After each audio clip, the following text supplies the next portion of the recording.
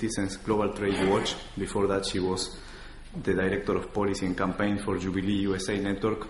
And I also want to add that anybody who has organized one of these events knows that if you scratch below the many co-sponsors, you can have any number of co-sponsors, but there is always one person that is there on top of every detail to make sure it happens. And in this case, that's Melinda. So I also want to publicly thank her for that.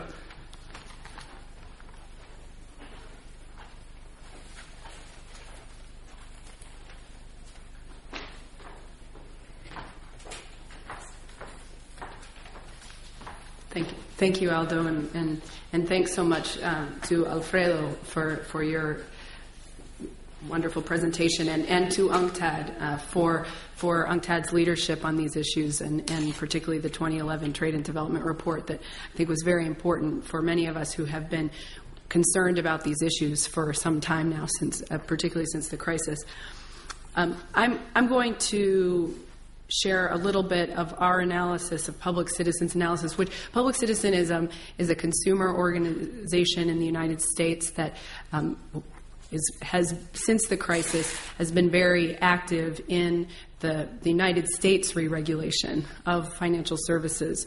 But we have our division in Global Trade Watch that has been looking at what are some of the challenges to regulation in the United States and around the world based on these the global trade rules. I'm going to speak about one piece that actually Alfredo finished with, which was the issue of capital controls.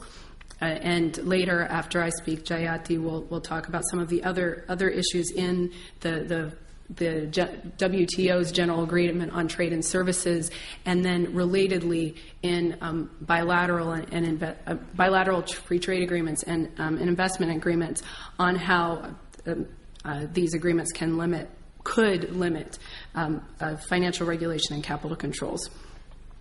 But for developing countries, I think that the issue of large capital flows and potentially destabilizing capital flows in and out of their borders as part of what facilitated the spread of the crisis to developing countries.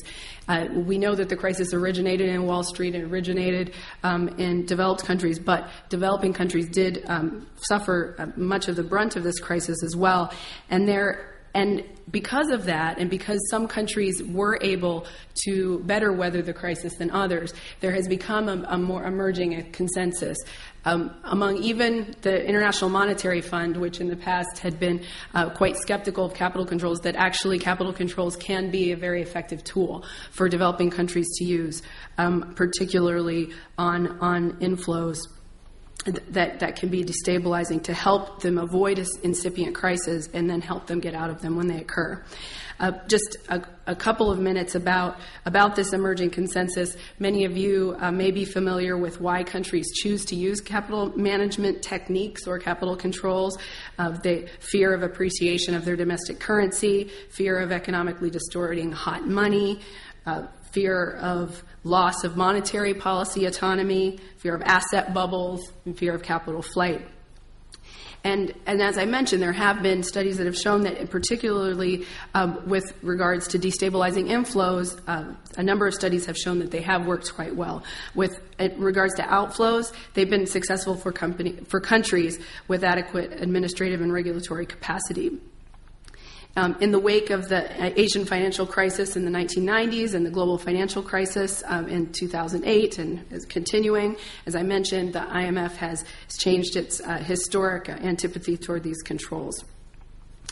They are also very common. In an IMF study between 2004 and 2009, 46 countries used capital controls 117 times. So this is a very common tool that should be available for countries. A couple of examples, I'm sure folks know of others. A Third World Network study that was directed by a former chief economist in UNCTAD and eminent local economists in several Asian countries studied some of the Asian countries' use of capital controls. And they studied Malaysia's use of capital controls with the Asian crisis in 1997.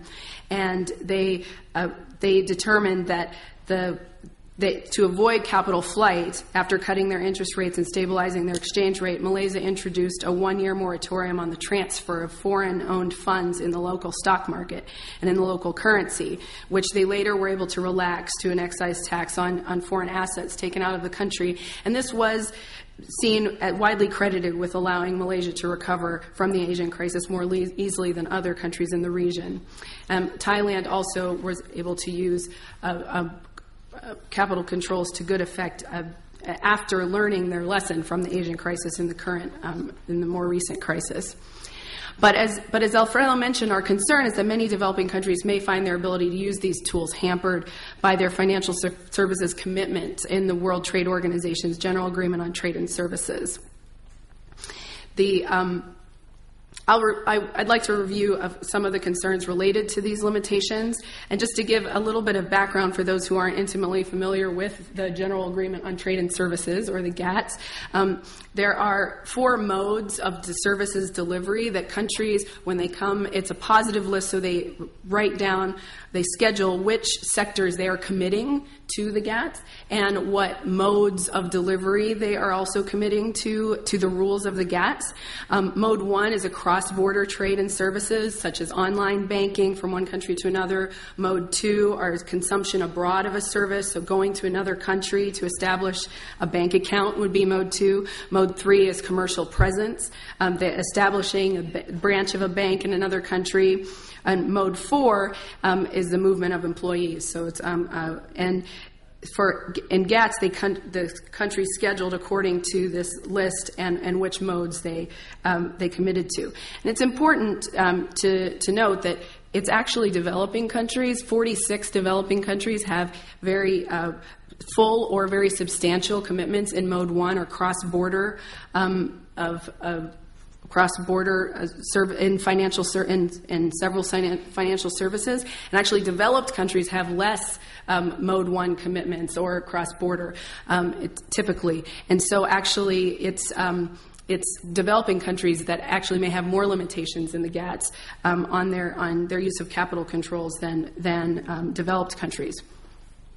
But specifically, the rules within the GATS forbid limits on capital and current account flows that could undermine countries' use of capital controls or other macroprudential measures. There's a footnote, GATS Article 16.2, which is the market access rules, require that countries that have Mode 1 or cross-border commitments allow unrestricted capital flows in and out of their borders. And that if they have Mode 3 commitments or commercial presence commitments, they have to allow unrestricted capital flows in. Now, this may make sense for other types of services.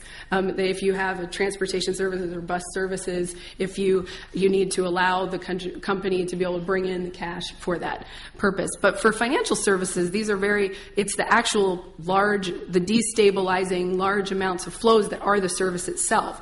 And so we believe that, and others believe that there should be this is actually a special case, and that you should be able to restrict some of these flows, even if you have these commitments in certain circumstances. And just to say, and then specifically in the GATS, there is Article 11, which is about payments and transfers. And it again links back to the market access rules and says that countries shall not impose restrictions on any capital transactions inconsistently with its specific commitments regarding such transactions. So these rules apply to all of the committed sectors, that the GATS committed sectors, and no exceptions can be scheduled with respect to these transfers. And the WTO Secretariat actually affirmed this analysis, saying that cross-border trade and some other services, acceptance of deposits, lending, trade, and securities is inseparable from capital movements. Hence, liberalizing such service transactions requires the liberalization of related capital flows to make the transactions effective. So, as I mentioned, these rules may make sense, but when we're talking about trying to avoid crises, there are times when it is appropriate to have capital controls that do restrict to some extent destabilizing flows. In the GATS, there is Article 12 that Alfredo mentioned, that does provide some exceptions to this, but they are exceptions for short-term limits on flows with IMF approval, which, as Alfredo mentioned, isn't necessarily something you can count on, in a balance of payments emergency. And then you also have to adhere to a dozen other criteria as well. But it is clear that this exception does not provide for the use of standing restrictions on inflows as a prophylaxis against crises, which is what we really want countries to be able to do. So countries that have these deep cross-border and commercial presence commitments in financial services could face severe limitations on the types of controls they can use. And as I mentioned, this is of deep concern for a large number of developing countries. And largely this is because during the Uruguay round of negotiations, there was a lot of pressure on countries to liberalize and to make commitments. And in the Doha round, which right now is not moving forward, but there is a plurilateral request from a number of developed countries toward developing countries to continue to liberalize even further and to commit more and more sectors and more modes of delivery to this. Another important note, in addition to capital controls, is that financial transactions taxes, which have been promoted by civil society and many governments as one way to also to limit speculation in financial markets, as well as raise needed funds for global public goods, could actually have compatibility problems with these provisions as well, because the way that the term restrictions, that you can't restrict the flow of capital, can be construed broadly, and it isn't just Public Citizen or UNCTAD that may express this concern. The European Commission had a staff paper in 2010 that said that there were concerns, there were potential conflicts between the EU's commitments and in the General Agreement on Trade and Services and financial transactions taxes. So this is another a concern and a need, another reason why we believe it's important to review these rules. There is a prudential measures defense in the GATS, which Jayati will discuss more, and there is a lot of concern that it is an ambiguous provision in any case, but there's also a scholarship and that has looked at capital controls where there's a suggestion that probably it wouldn't even cover capital controls in any case, because there already are exceptions in Article 12. There's an article by Rolf Weber, who is a WTO panelist, and Christine Kaufman, and they described how such capital measures would not be subject to the prudential measures defense. And given that he's a WTO panelist, that probably you would want to take that seriously. So all this to say, we believe there is a problem. And what are the implications for countries that with these commitments? For these countries, the 46 countries, developing countries that may wish to institute capital controls that might violate the GATS, they would have three options. They could face a WTO challenge. They could choose not to institute a needed regulatory tool in order to avoid a threatened challenge. Or they could institute the rule and then be required to negotiate compensation terms with affected member states to alter their commitments. And that may be infeasible, especially for developing countries. But as you know, or as you may know, if countries want to negotiate removal of sectors, then any member state can request compensation for that in different sectors. So that is a very difficult process. And during the previous era in which financial deregulation was in favor, in the 1990s, that's when these rules were written. The WTO Secretariat and some of the proponents of the GATS as it stands, and those who are opposed to change, say that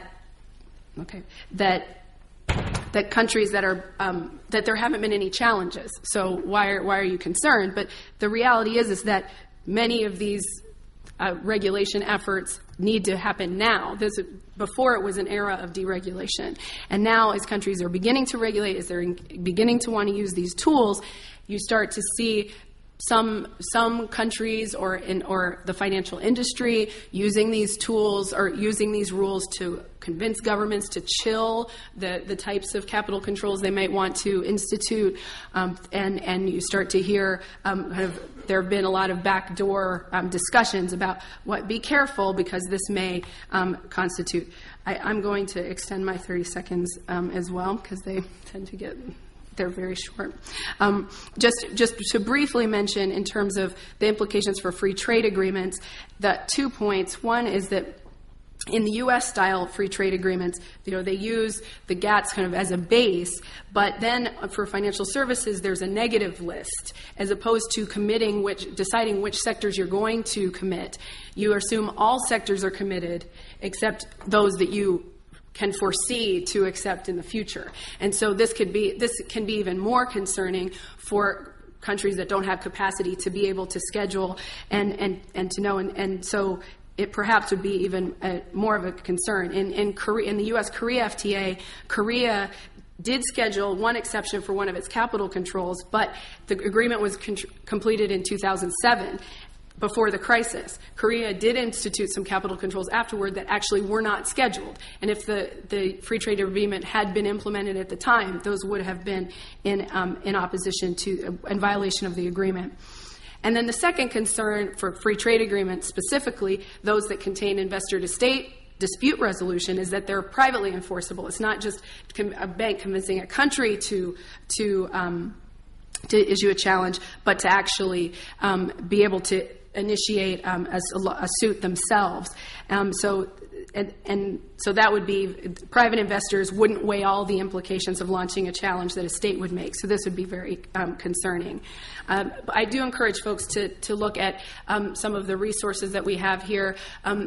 To note that there are some high-level policymakers in the United States, even though the U.S. Treasury continues to not be in favor of capital controls, despite the fact that 250 economists wrote to the U.S. Treasury Secretary Geithner saying, do not limit capital controls in trade agreements. The response was, we don't think capital controls are a good thing and that they should not be used. But there's a letter from Representative Barney Frank, who is from the Dodd-Frank re-regulation legislation in the United States, writing to the U.S. Trade Representative saying, very concerned about the fact that these agreements could limit capital controls. And so for that reason, I think we are working in the United States to try to change this position, and you'll hear from others about other efforts. Thank you.